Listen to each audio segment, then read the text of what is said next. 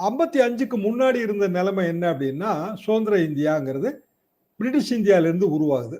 47 சுதந்திரம். 50 வந்து நம்மளோட அரசியல் சாசனம். இந்த 2க்கும் நடுவுல இந்த நாட்டுல வந்து காலங்காலமாக வாழுகிறவர்களும் இருந்திருப்பாங்க. புதிதாக வந்தவர்களும் இருந்திருப்பாங்க.